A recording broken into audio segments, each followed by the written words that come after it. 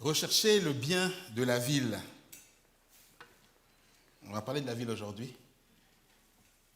Thierry, est-ce que je peux te demander de lire notre texte pour nous ce matin? Viens par ici. Quoi, j'espère que c'est assez haut.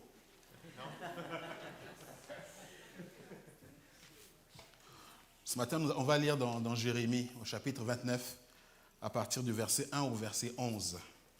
Je t'en prie. Ah, c'est trop haut. Ah. Vas-y, je t'en prie. Excusez-moi, ça a zappé. Je préciserai la version à certains qui m'interrogent ultérieurement. Jérémie chapitre 29, versets 1 à 11. Voici le contenu de la lettre que le prophète Jérémie envoya de Jérusalem au reste des anciens en exil, aux prêtres, aux prophètes et à tout le peuple, à ceux que Nebuchadnezzar avait emmenés en exil de Jérusalem à Babylone. C'était après le départ de Jérusalem du roi Jéconia, de la reine, des eunuques, des chefs de Juda et de Jérusalem, des charpentiers et des serruriers. Il l'a remis à Éléazar, fils de Shaphan, et à Guamaria, fils de Hilkija, que Sédécias, roi de Juda, avait envoyé à Babylone auprès de Nebuchadnezzar, roi de Babylone. Elle disait : Voici ce que dit l'Éternel, le Maître de l'univers, le Dieu d'Israël, à tous les exilés que j'ai emmenés de Jérusalem à Babylone. Construisez des maisons et habitez-les, plantez des jardins et mangez-en les fruits. Mariez-vous et ayez des fils et des filles.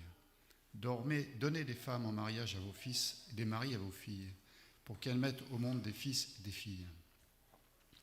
Augmentez-en le nombre là où vous êtes, et ne diminuez pas. Recherchez le bien-être de la ville où je vous ai exilé, et intercédez auprès de l'Éternel en sa faveur, parce que votre propre bien-être est lié au sien. En effet, voici ce que dit l'Éternel, le Maître de l'univers, le Dieu d'Israël. Ne vous laissez pas tromper par vos prophètes, ceux qui vivent parmi vous, ni par vos devins, et ne faites pas attention aux rêves que vous faites. En effet, ce sont des mensonges qu'ils vous prophétisent, comme si cela venait de moi.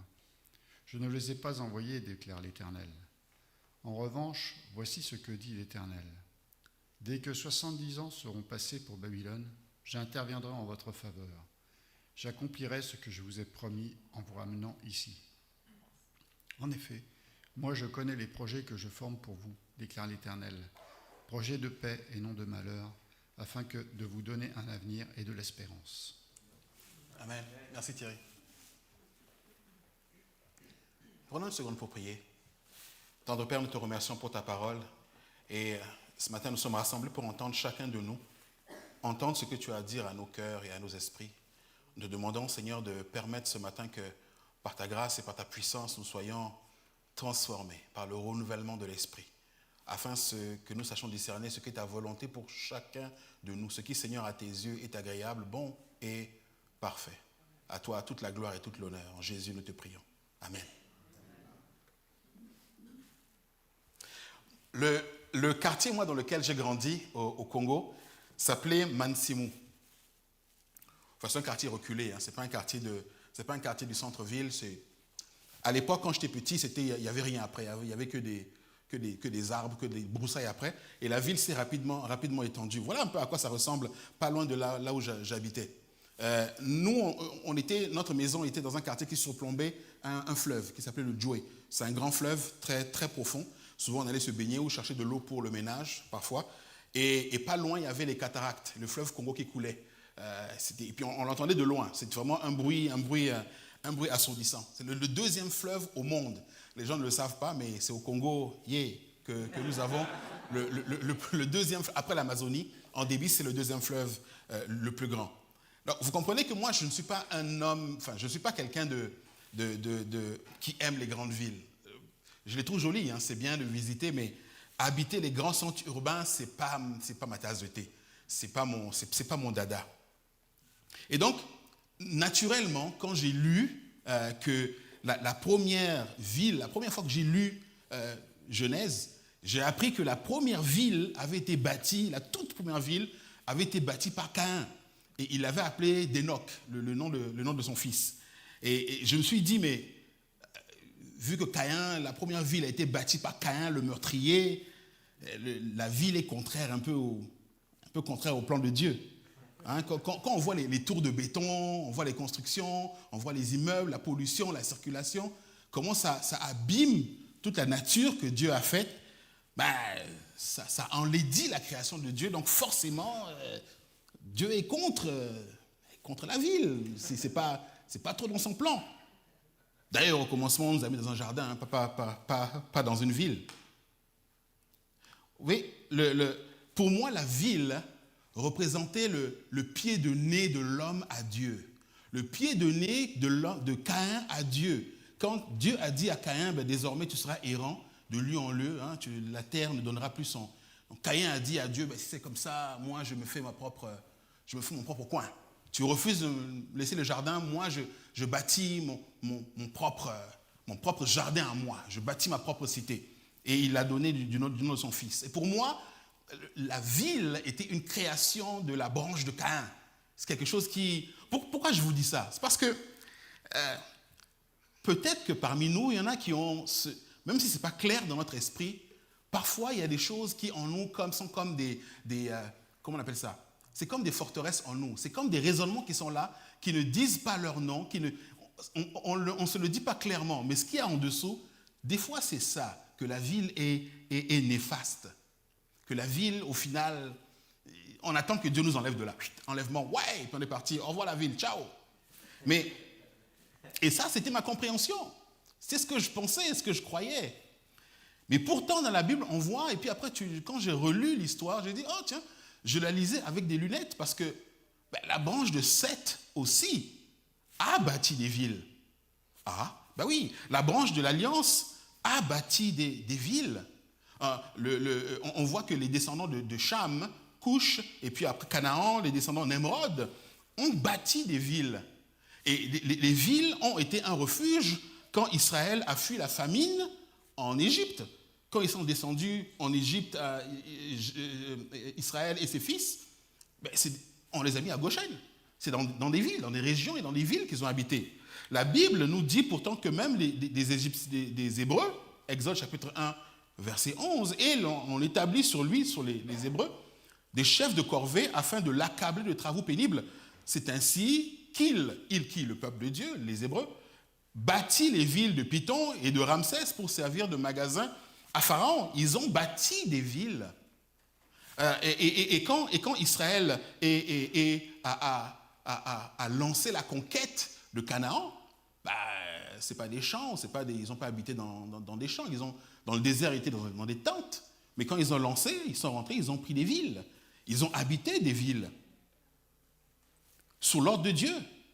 Et c'est dans une ville que le prophète Michée annonce la naissance du Sauveur. Le fameux, quand Hérode demande aux sages, aux pharisiens, qu'est-ce que l'Écriture dit? Et il lui cite Michée, chapitre 11, verset 2. « Et toi, Bethléem Ephrata, petite d'entre les milliers de Juda, de toi sortira pour moi celui qui dominera sur Israël et dont l'origine remonte au temps ancien, au jour de l'éternité. » C'est dans une ville que le Sauveur est né.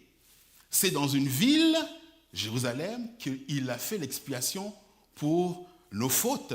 C'est dans une ville que l'Église elle-même est née, à Jérusalem. Et c'est dans une ville que pour la première fois, les frères ont été appelés chrétiens. Pour ceux qui savent, c'est quelle ville?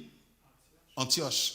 Que les premiers ont été appelés chrétiens. Et c'est de ville que partaient les grands centres que Paul lançait ses campagnes d'évangélisation dans les régions. Il ciblait une ville et ensuite il se répandait autour. La ville a été un pivot, et pas qu'en Grèce, mais aussi en Afrique, dans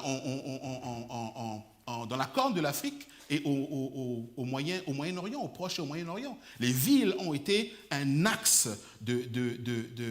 d'évangélisation. La Bible nous dit même que, en fait, l'épouse, à la fin des temps, est personnifiée par une ville. Apocalypse, chapitre 11, versets 9 à 11. Et puis un des 7 anges qui tenait les 7 coupes remplies des 7 derniers fléaux vint, et il m'adressa la parole en disant « Viens, je te montrerai l'épouse, la femme de l'agneau. Et il me transporta en esprit sur une grande et haute montagne, et il me montra la ville sainte, Jérusalem, qui descendait du ciel d'auprès de Dieu, ayant la gloire de Dieu. Et enfin, l'Écriture nous dit que c'est dans une ville que Dieu habitera avec son peuple. Et je vis descendre du ciel d'auprès de Dieu, la ville sainte, la nouvelle Jérusalem, préparée comme une épouse qui s'est parée pour son époux. Et j'entendis du trône une forte voix qui disait: voici le tabernacle de Dieu avec les hommes. Il habitera avec eux, ils seront son peuple et Dieu lui-même sera avec eux. La ville n'est pas le plan B, n'a jamais été le plan B de Dieu.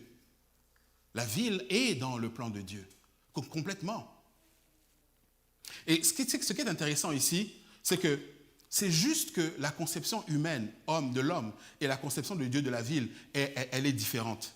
La conception humaine de l'homme, c'est qu'au cœur de la ville, il y a l'homme. Et la conception divine de Dieu, c'est qu'au cœur de la ville, il y a Dieu, il y a la présence de Dieu. C'est pour ça que quand Caïn construit la ville, il la nomme du nom de son fils. C'est la ville, c'est de son fils, c'est la ville de l'homme. C'est nous, c'est moi qui l'ai faite, c'est nous. Ça nous représente nous. Mais pour la première fois, comment il s'appelle, le fils d'Isaac, quand Jacob fuit,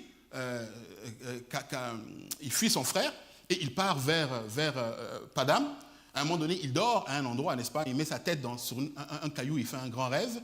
Et quand il se réveille, qu'est-ce qu'il fait de ce petit rocher-là? Il le dresse et il fait un autel. Okay? Il dit vraiment, Dieu est en ce lieu. Et il appelle ce lieu Bethel, la maison de Dieu, et qui deviendra un centre urbain. Mais au centre de Bethel, au cœur de Bethel, c'est la présence de Dieu qui est là. David fera la même chose. Quand il va conquérir Jérusalem, il bâtit la cité de David. Qu'est-ce qu'il fait? Il va prendre chez les Philistins, récupérer le tabernacle de Dieu et l'emmener dans la cité de David. Salomon, qu'est-ce qu'il va faire? Mais la même chose. Il construit un temple et toute la ville est organisée autour de la présence de Dieu au centre. Et c'est là le point. C'est là la conception de Dieu pour la ville. C'est la ville au cœur. Dieu est au cœur de la ville. Et les hommes du passé ont compris ça. La présence de Dieu qui rayonne dans la ville. Jérémie écrit aux déportés. Sous l'inspiration de Dieu, il écrit aux déportés et il leur dit que, écoutez, les gars, je vais vous dire la vérité, vous en avez encore pour un petit bout de temps. Ça ne va pas être maintenant. Donc, prenez vos aises, soyez à l'aise. Achetez des maisons, prenez des terrains, achetez des terrains, bâtissez, construisez, plantez des vignes, mariez vos filles, mariez vos fils, multipliez. Parce qu'il y en a un petit bout de temps. Puis Dieu est gentil, Dieu est bon, il leur donne un délai quand même, 70 ans. Et on voit que 70 ans plus tard, Daniel va prier et puis il y aura maintenant, ça va initier le retour de la déportation. Mais ça, c'est une autre histoire. Mais ce qu'il faut comprendre ici, comprenez bien que Jérémie, en disant ça, il risque sa vie là. Ce que Jérémie fait ici, c'est ni plus ni moins que de la haute trahison. C'est ni plus ni moins que de la haute trahison. Il risquait sa vie en donnant ce commandement-là aux déportés. Et il y a déjà des gens qui en voulaient à sa vie. Jérémie chapitre 11, il dit, c'est pourquoi ainsi parle l'Éternel contre les gens d'Anatote qui en veulent à ta vie et qui disent, ne prophétise pas au nom de l'Éternel ou tu mourras de notre main. La première fois que j'ai lu ça, je n'ai pas fait attention. J'ai dit, ils sont méchants les gens d'Anatote. Mais quand j'ai relu ensuite plusieurs années plus tard, c'est là où j'ai fait attention en fait au tout début de Jérémie. Le tout premier verset, voici ce qui est écrit. Parole de Jérémie, fils de Hilkia, l'un des sacrificateurs d'Anatote dans le pays de Benjamin. Les gens d'Anatote, là, c'était ses propres parents. C'était ses propres frères. C'était ses propres frères, sa propre famille qui le menaçait de mort parce qu'il parlait au nom de l'Éternel.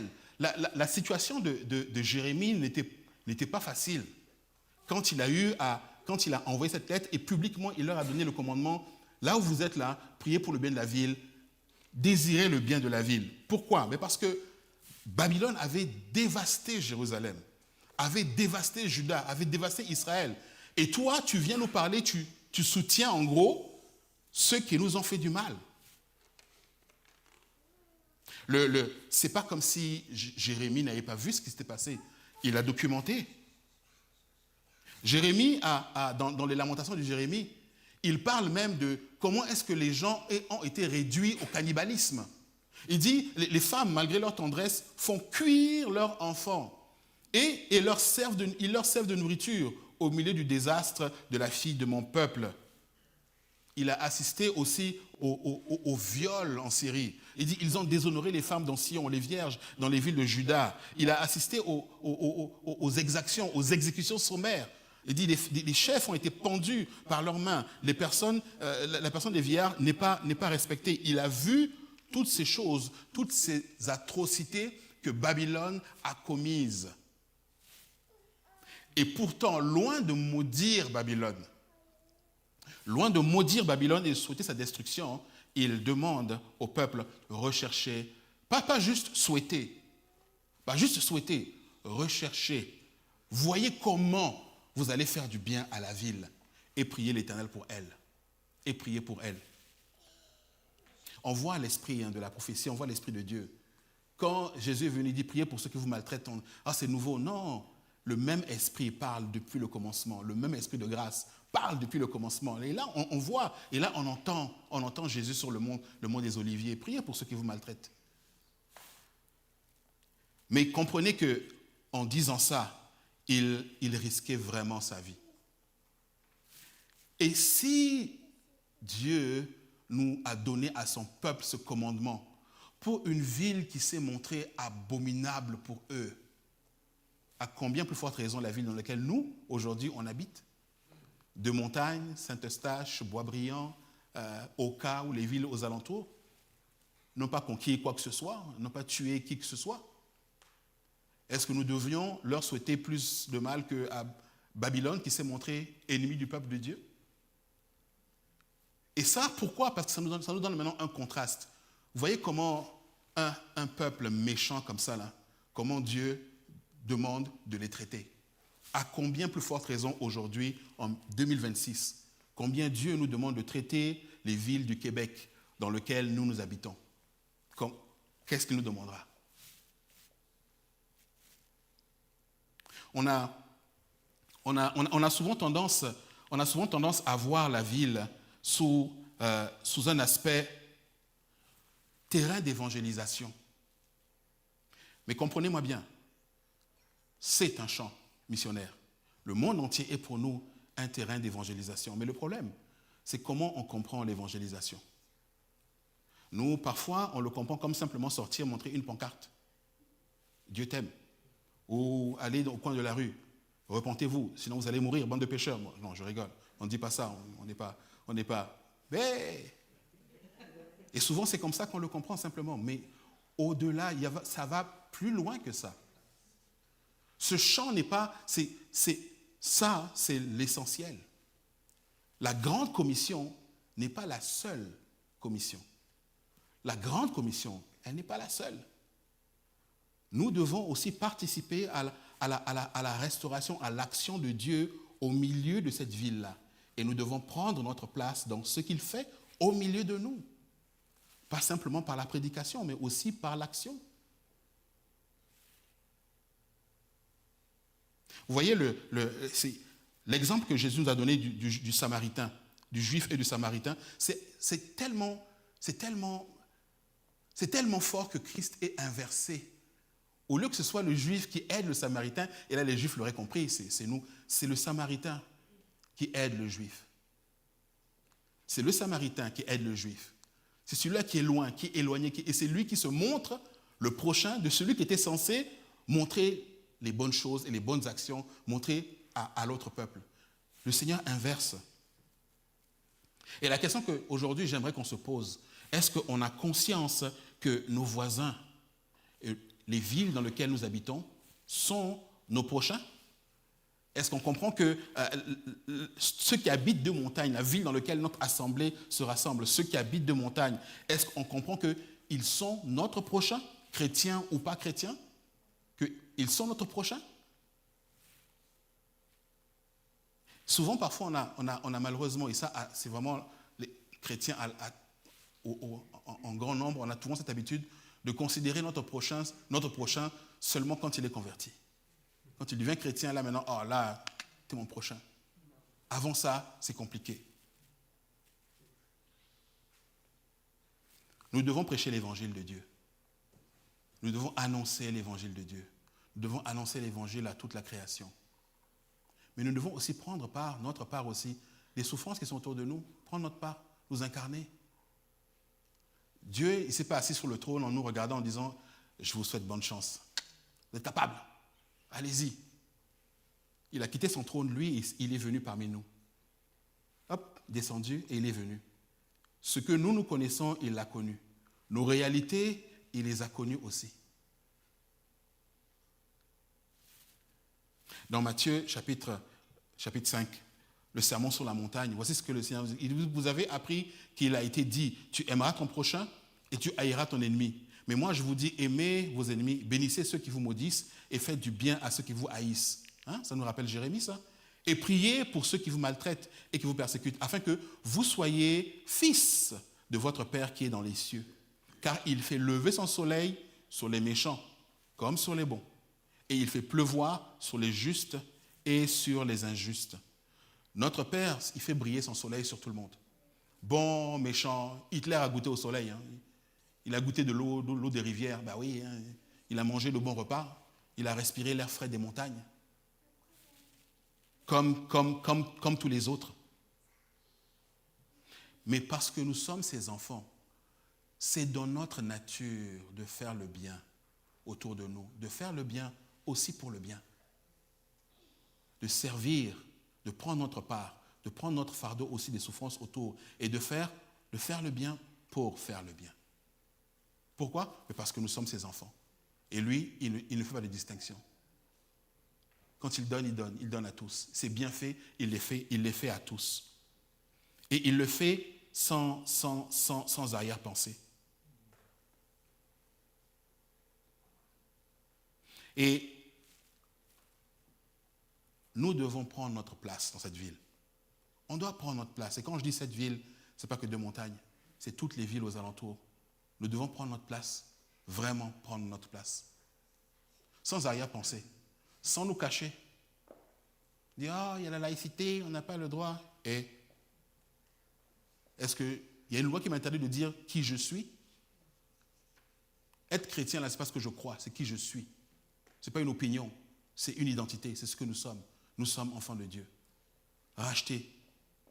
On n'a ni à se cacher, ni à avancer, masquer, ni à essayer, déclarant qui nous sommes.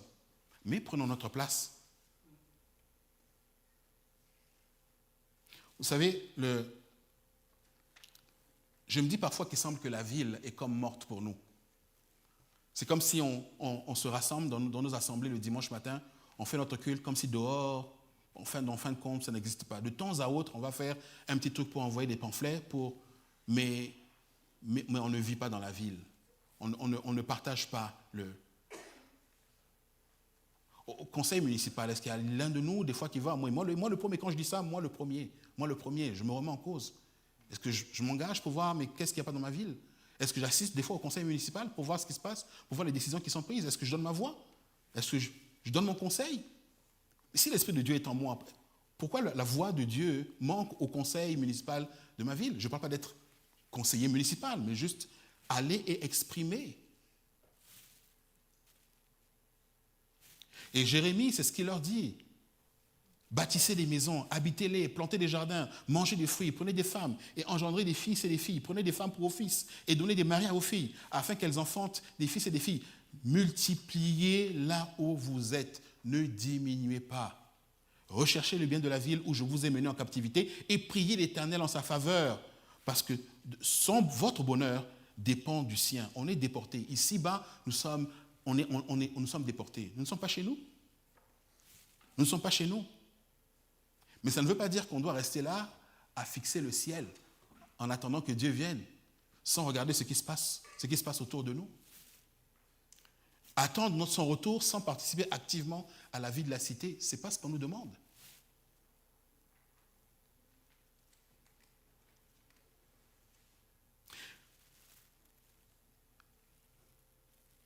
On ne doit pas voir la ville dans le sens de l'évangélisation que du point de vue de la proclamation. Mais aussi, et j'entends bien, je vais souligner, est-ce qu'on peut souligner, quand on parle, est-ce qu'on peut mettre un soulignement sur une parole? Je mets un soulignement sur une parole, mais aussi, et le aussi est vraiment important, sous l'angle de l'action. La prédication et l'action.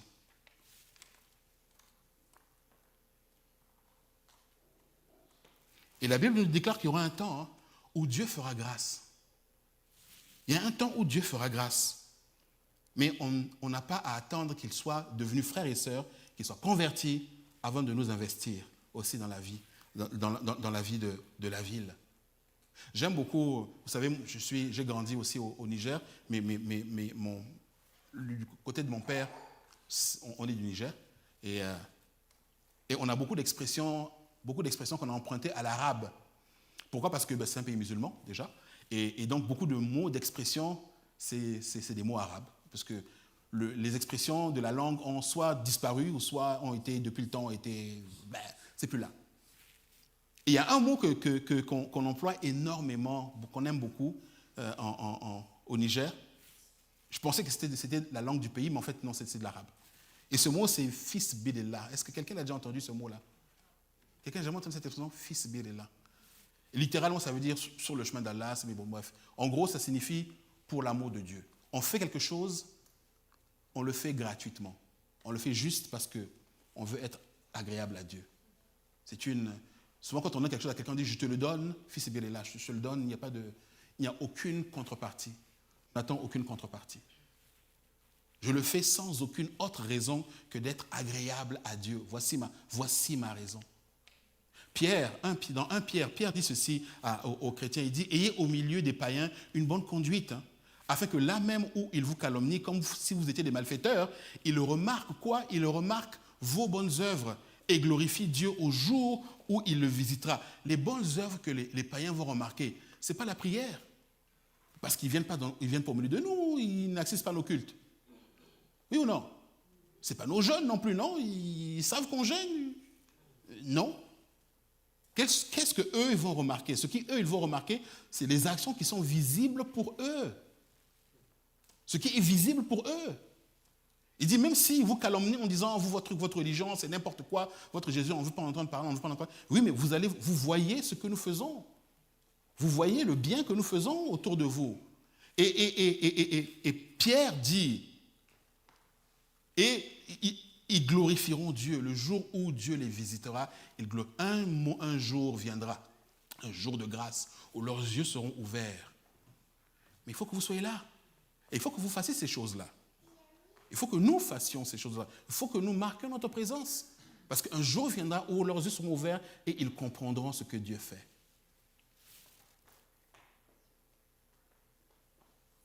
La Bible dit que la parole est venue parmi les siens. C'est ce que Dieu fait. Dieu est missionnaire. Il est missionnaire, il est missionnel. Dieu n'avait besoin de personne. En lui, il trouvait son plaisir en lui. En lui était la vie. Besoin de rien d'autre. Mais Dieu a créé l'homme pour que l'homme puisse partager, goûter ce bon-là avec lui. Moi, j'aime bien l'image des gens qui aiment. Je ne sais pas qui d'entre vous aime cuisiner. Mais je veux dire vraiment aimer cuisiner. Hein? Aimer cuisiner. Hein? Vous avez remarqué comment vous avez remarqué comment c'est encore meilleur quand plusieurs personnes le mangent? Hein? Vous avez remarqué? Quand vous êtes tout seul, vous cuisinez un plat tout seul. Il est bon, mais avoir des gens qui goûtent ensemble, ça, c'est un autre niveau. Et Dieu il a goûté, il a éternellement goûté sa présence. Il a dit, c'est tellement bon que ça là, il faut que je le partage. Il a créé les anges, il a créé les hommes. Il faut que vous partagiez ça. Et quand l'homme a chuté, il n'a pas dit « Ah, too bad ». Écoute, faites votre mieux et puis débrouillez-vous. Il est venu, il est descendu. Il est descendu parmi nous. Et son fils bien-aimé est né dans une étable, au milieu des chèvres et puis des cochons. Bon, il n'y a pas de cochons, c'est des juifs. C'est des juifs, mais au milieu des animaux.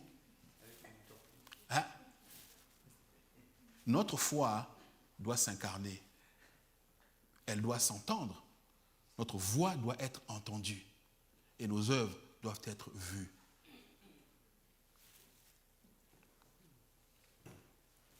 Comment Jésus peut marcher dans cette ville-là? Ben moi, quand je marche, il marche. Quand tu marches, il marche avec toi. Et Jésus a l'occasion d'aller au conseil municipal et puis de parler? Ben oui.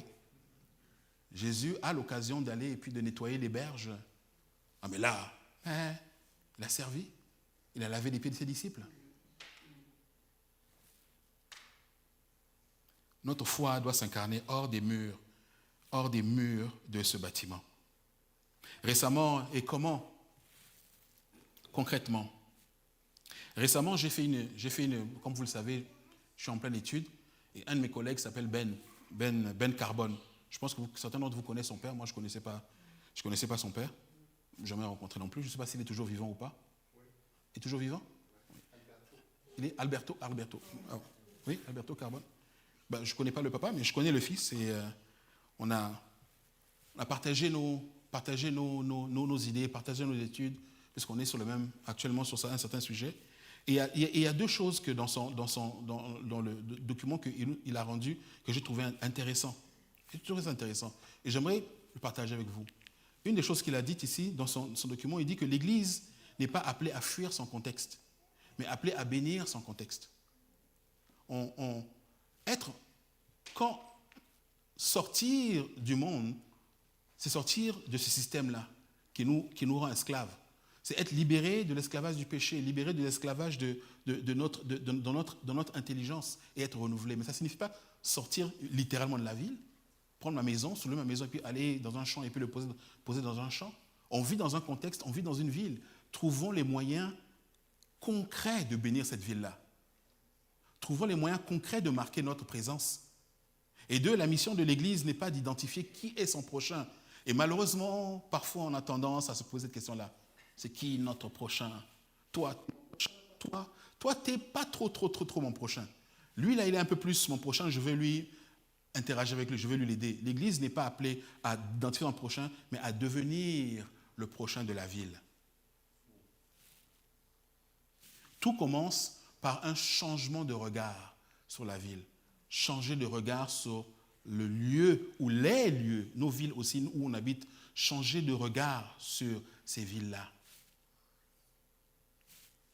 Dieu a dit à Abraham que là où je te donne, partout où ton pied aura foulé, je te donne. Dieu nous donne cette ville-là. Prenons possession de cette ville. Un jour, son règne va s'étendre sur le monde entier. Et là, il n'y aura aucune discussion. Mais en attendant, nous avons l'occasion de marquer de notre empreinte, littéralement, de marquer de notre empreinte. Si on demande autour, récemment, je ne sais pas qui me disait, je ne sais plus qui me disait qu'il y avait des élèves, ah oui, c'est Mélissa. Mélissa me disait qu'il y avait des élèves, elle avait rencontré des élèves dehors qui passaient par là et puis qui lui ont demandé c'était quoi ça fait des années qu'ils sont à l'école en face. Il dit mais c'est quoi ce bâtiment-là? Et là, elle leur a expliqué que c'est une église. Ah! Elle dit mais les églises ont des croix devant des grandes croix. Il dit non, c'est une église. Et puis elle leur a demandé mais si vous voulez, je vous fais visiter. Puis il dit là on est pressé, on doit rentrer. Revenez quand vous voulez. Mais si les enfants qui sont là, qui sont depuis les primaires qui font 6 années en face, ne savent pas que ici c'est une église, on a un problème là quand même. On a un méchant problème. Et nos voisins autour, ils savent que c'est une église? Ils savent que nous sommes une communauté?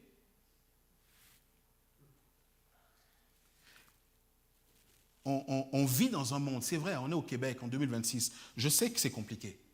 Je sais qu'au Québec, ici, comme disait quelqu'un, nous, ici au Québec, c'est 2 choses. L'identité québécoise, le français et la laïcité. Ouais, c'est vrai. Ouais. Mais il y a des anglophones qui sont nés ici, qui ont leur père, qui ont plutôt l'air d'être une hostilité. Et on utilise la laïcité comme comme un paravent pour dire « Oh, laïcité ». Il y a des règles complètement absurdes. Récemment, on nous a montré un tableau de ce qu'on peut faire, ceux qui sont en responsabilité, ceux qui peuvent faire versus ceux qui ne peuvent pas faire. C'est un tableau, ça prend... C'est compliqué. Ici, tu veux mettre le voile, là, pas le voile, là, la croix, là, pas la croix. Ici, tu mets la croix, mais s'il y a un, tu enlèves la croix, tu la remets quand la personne est partie. C'est juste absurde. Vous n'avez pas le droit de prier dans la rue, vous n'avez pas le droit de... c'est quoi une prière de rue? Si tu mets tes mains comme ça, si je suis comme ça va bien aussi? Et si je ferme les yeux? Là, tu pries. Comment tu sais que je prie? Ah oui. Et ceux qui font le yoga dans le machin? C'est une prière. Si c'est une prière au machin, on fait quoi? Qu'est-ce qu'on fait? On marche sur la tête. On marche sur la tête. C'est vrai. Mais est-ce que ça nous empêche de témoigner de la bonté de Dieu? Non. Non. Est-ce que ça nous empêche de témoigner de qui Dieu est? Non. Est-ce que ça nous empêche de prendre notre place dans la ville? Non. En aucun cas. Dans cet espace de liberté qu'on nous donne, on peut témoigner de la bonté de Dieu par la prédication, par l'annonce de la bonne nouvelle, mais aussi par l'action et par l'action directe. Attention, pour les plus anciens d'entre nous, le mot action directe a d'autres implications. Je ne parle pas de terrorisme ici. Je parle vraiment d'action sociale.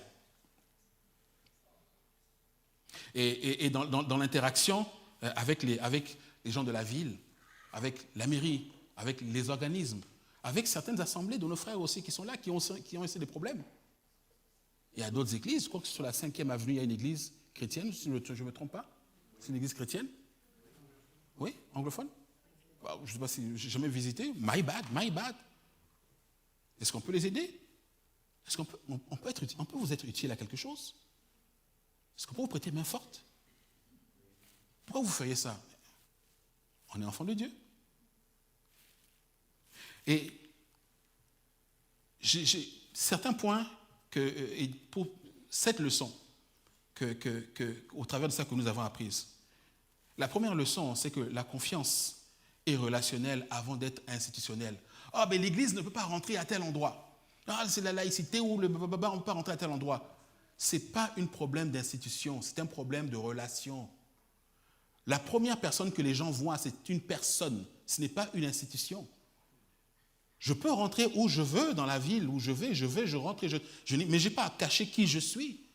Si vous me dites qu'à cause de ce que tu es, on ne veut pas de toi, sors, je m'en vais. Ok. Mais si je rentre, je rentre. Et avec moi, mon assemblée rentre avec moi aussi. Mais au commencement, c'est relationnel d'abord. Pas penser que l'assemblée ne peut pas rentrer là, c'est pas grave. Toi, tu peux rentrer, vas-y, rentre. On te suit. La répétition crée la crédibilité. Il y a quelques années, on a eu, je ne sais pas s'il y a 2 ans, Michel, l'école qu'on a aidée en face, il y a 2 ans, il y a 1 an, 2 ans? À chaque année. Ça fait 3 ans. Waouh! Et la répétition crée la crédibilité. Et ça, je ne sais pas si vous êtes au courant de cette initiative-là, mais chaque année, nous aidons l'école en face avec un petit montant. La question, c'est, est-ce qu'on peut en faire plus? Est-ce qu'on peut arriver au moment où les écoles, cette école-là et peut-être d'autres, disent que chaque année, Oasis, là, on compte sur eux. Est-ce qu'on peut arriver là? Est-ce qu'on peut arriver au niveau où l'école dise, ok, écoutez, les décideurs là, ces gars-là, vous faites ce que vous voulez, dites ce que vous voulez, racontez ce que vous voulez, mais chaque année, voilà l'impact qu'ils ont pour les élèves. Voilà l'impact qu'ils ont pour nous. Est-ce qu'on peut viser à arriver là? La mission doit s'incarner, pas seulement s'annoncer. Et la perception précède l'expérience. Ben oui, on est au Québec, 2026. Ben oui, ils ont une mauvaise perception.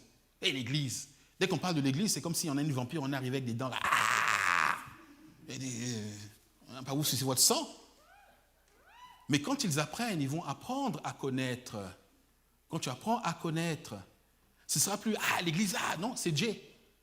C'est qui, c'est Jay? Mais oui, mais Jay, Jay, oui. Celui qui est, oui, c'est lui.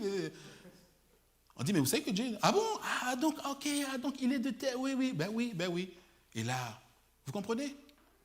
C'est l'humain, pas l'organisation d'abord. Les 3 derniers points. La confiance demande du temps. Ça demande du temps. Il faut le faire 1 fois, il faut le faire 2 fois, il faut le faire 3 fois, il faut le faire 4 fois, 5 fois, 6 fois. Et parfois, c'est comme si des fois on a l'impression de tirer en l'air ou que ça nous donne, on dit mais il n'y a aucune conversion. Le temps de Dieu viendra. Le temps de Dieu viendra pour ceux avec qui on va travailler, ceux avec qui un temps viendra où Dieu va leur faire grâce, leur ouvrir les yeux. Mais en attendant, faisons ce que nous devons faire avec eux. Et pour eux. La collaboration est essentielle. On n'est pas des boulis. On n'est pas là pour remplacer ce dont on parle ici, ce n'est pas de remplacer les œuvres que fait le tel ou tel organisme. Je ne veux pas parler de ça. C'est pas on va venir, on va faire une soupe et puis aider tous les pauvres. Et puis, je ne vous parle pas de ça. Ce dont on parle, c'est prendre notre part, simplement. Vous soulevez, on va venir soulever avec vous. On collabore. On n'est pas là pour dire, nous on connaît, nous on est... Dieu nous envoie arrière. Non. Prenons notre place, prenons notre part. Un tel, c'est dur de soulever cette brique-là à 5. Si on est 7, ça ira. Ah, si vous êtes 7, si on est 7, eh bien, on va venir à 7. Est-ce que vous soulevez à 5? On va vous aider, juste prendre notre part et alléger le fardeau. Et enfin, l'impact doit être concret pour la ville. Ils doivent le voir. Moi, je le dis, j'espère que ça ne sonne pas moraliste, parce que ce n'est pas le cas. C'est absolument pas le cas.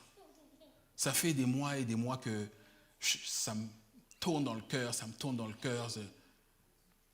Quand je parcours la ville, je regarde la ville autrement. Je vous dis, je regarde la ville, j'ai un autre regard. Oh, je ne suis pas allé là. Qui est là? C'est qui est le directeur ou qui... Mais c'est qui conduit ce truc-là? Tel organisme, qu'est-ce qu'ils font? Et là, je me dis, je fais mentalement il faut que je vienne là. Il faudra que je leur pose des questions. Il faut que je les connaisse. Il faut que je sache qu'est-ce que... Le conseil de la ville, il faut qu'un jour j'aille m'asseoir et puis écouter et puis aussi donner mon avis aussi, participer. Concrètement, comment je peux devenir le prochain de ma ville? Une des questions pièges qu'on peut se poser, et ça c'est le gros piège, c'est de dire, bon ben, en église là, qu'est-ce qu'on fait? Non. C'est pas la bonne question, c'est pas la première bonne question. La première bonne question, c'est moi, qu'est-ce que je fais? Seigneur, qu'est-ce que je peux faire? Dis-moi ce que je peux faire. Qu'est-ce que je peux faire? Un jour, je m'étais fait mal, je ne pouvais pas marcher. J'avais le pied complètement en vrac. Mon jardin, ma cour était envahie d'herbes, de mauvaises herbes. Puis il y avait des feuilles partout, je ne pouvais pas souffler, je ne pouvais pas marcher. Et il y a 2 frères qui sont venus deux frères de cette assemblée qui ont fait le nettoyage de mon terrain. Tout le nettoyage de mon terrain. Cadeau. Ça m'a fait un bien fou. Est-ce qu'on peut le faire, non seulement les uns pour les autres, mais maintenant aussi le faire au niveau de la ville? Ah non, pourquoi c'est pas nos prochains à eux? Mais si, dans ce cas aussi, allons aussi le faire aussi pour eux. Quel besoin de la ville je peux alléger? Qu'est-ce que je peux prendre? Ah, je suis fatigué, j'ai pas le temps, je suis épuisé, j'ai mon travail, j'ai les enfants, j'ai les petits-enfants, j'ai mes activités, je ne peux pas. Mais dans ce que tu peux, dans la sphère que tu peux, dans tes capacités, on ne demande pas de trucs surnaturels, dans tes capacités que tu as, qu'est-ce que tu peux faire? Si quelqu'un ramasse une feuille et puis la met à la poubelle, c'est toujours une feuille de ramasser. Ah, c'est toujours une feuille de ramasser. Ça n'est pas une grosse différence, d'accord? Mais 2000 personnes qui font ça, là, vous imaginez ce qui va se passer? Qu'est-ce que je peux faire, moi, pour m'intégrer? Qu'est-ce que je peux faire pour prendre ma charge? Et pourquoi je pense que Dieu m'a mis dans cette ville-là pour faire une différence? Comment je peux la faire concrètement? Ça va dans la prière, dans la recherche de Dieu. Ça va dans l'écoute de Dieu. Quelle est mon utilité?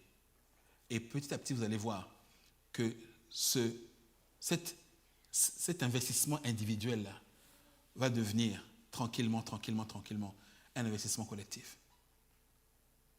Petit à petit, les gens vont commencer à se dire, ah oui, ces gens-là, oui, on les connaît. Ah oui, on les connaît.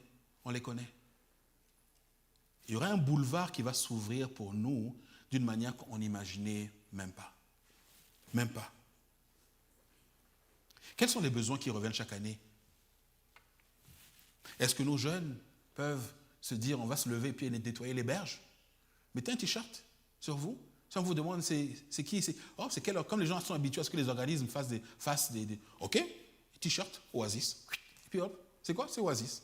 On nettoie. Chaque année, on le fait. Puis petit à petit, ça a commencé à devenir quelque chose de, on le connaît, on les connaît, ils sont là. Chaque année, il y a de plus en plus d'itinérants. Et là, Gabrielle Ange pourrait en parler. Elle a travaillé dans le domaine, pourrait en parler en longueur, en long et en large. Il y a de plus en plus d'itinérants. Je ne savais même pas. À Saint-Eustache, à Deux-Montagnes, Sainte-Marthe, d'itinérants qui la nuit dorment dans la rue ou dorment quand il n'y a plus de place. Les centres sont saturés. Je ne dis pas on va faire ici un centre. Ce n'est pas notre but. Ce n'est pas notre utilité. Ce n'est pas notre mission. Mais est-ce qu'on peut faire quelque chose? Est-ce qu'on peut prendre notre part? Comment prendre notre part?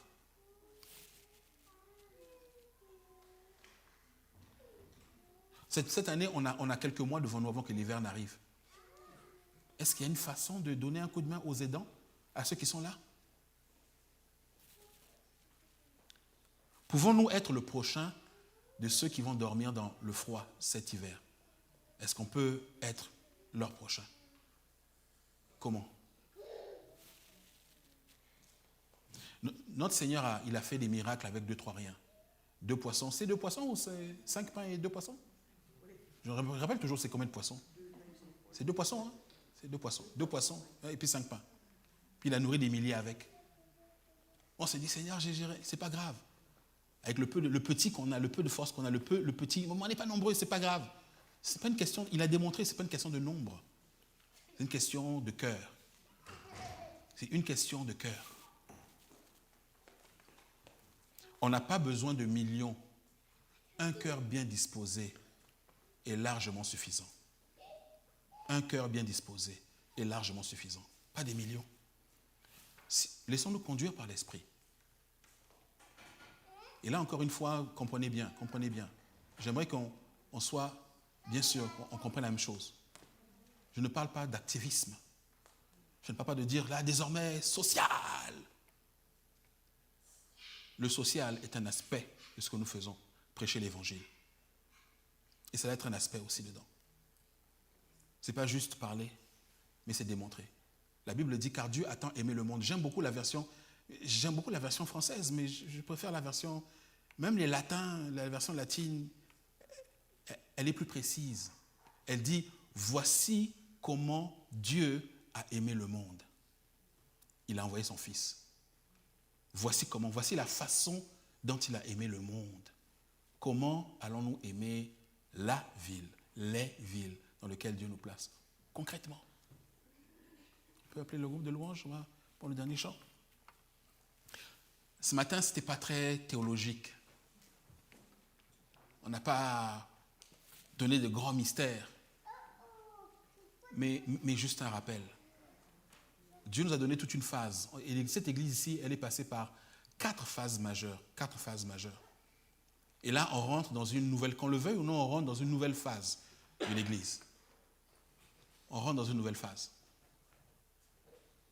Et la question, c'est comment notre cœur est disposé à faire ce que Dieu fait, à rentrer dans les pas de Dieu, ce qu'il fait. Et moi, je nous invite tous à faire cette réflexion que moi j'ai commencé il y a quelque temps. Changeons de regard sur la ville, mais vraiment changeons vraiment de regard. La ville dans laquelle on est, que ce soit Deux-Montagnes, parce que le bâtiment, notre église, notre assemblée se réunit ici, donc elle est incluse, mais toutes les autres villes. Aujourd'hui, quand vous allez vous promener dans votre ville, regardez la ville et pensez bien, Dieu m'a donné cette ville-là. Il m'a mis là et je l'occupe. C'est chez moi. Dieu me l'a donné. Alors, je vais en prendre possession. Comment? Je vais m'intéresser maintenant à sa marche. Je vais voir comment elle marche. Et je vais m'intéresser. Prêter main forte. Prendre ma part. Ce n'est pas très théologique en haut. Hein. C'est juste terre à terre. Un des plus grands enseignements que Jésus a donné, c'est de laver des pieds des disciples. C'est pas très sexy de laver des vieux pieds puants et bien et remplis de poussière, tout poussiéreux là. C'est pas mâche. Mais c'est une grande leçon qu'il a donnée à ses disciples, qu'il a donnée aussi à nous. Amen. Cette semaine, prenons le temps, repensons notre façon de voir la ville. Dieu nous a mis là, pas par hasard. Il nous donne ces villes-là. Amen. Que Dieu vous bénisse.